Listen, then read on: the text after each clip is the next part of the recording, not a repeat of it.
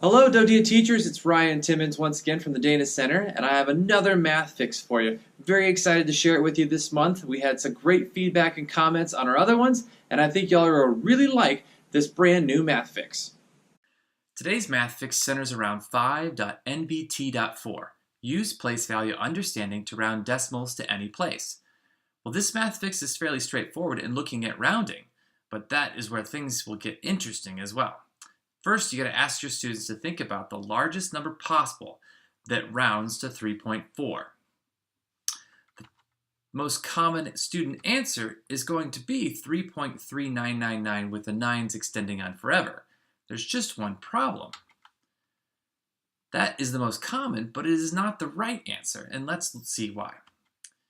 Let's look at a number line for some examples here. This number line we see here starts with 3 3/10 and goes up by hundredths to 3 5/10. It's easy to forget that there are numbers greater than 3 4/10 that round down to 3 4/10. In fact, we can see visually that the number in between 3 35 hundredths and 3 45 hundredths will all round to 3 4/10 because they are closest to the value that we are rounding to the nearest tenth. We know that for numbers like 3 35 hundredths that the rule is to round up with the digit 5. So even though 3 35 hundredths is the same distance from 3 3/10 and 3 4/10, we would round up to 3 4/10. Because of that, we know that the same is true in 3 45 hundredths. It's equidistant from 3 4/10 and 3 5/10, so we'd round up to 3 5/10. That means the largest number that rounds to 3 4/10 must be as close as possible to 3 45 hundredths without being that number.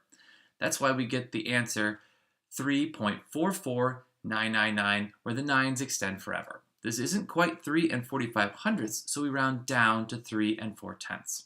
Here is the official answer. Let's look at another way to think about this.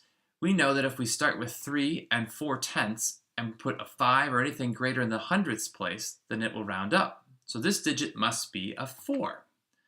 Yet we can still make it an even bigger number by adding 9s to the right of the 3 and the 44 hundredths, so we can get as close as possible to 3 45 hundredths without actually hitting that magical 3 45 hundredths number that rounds up.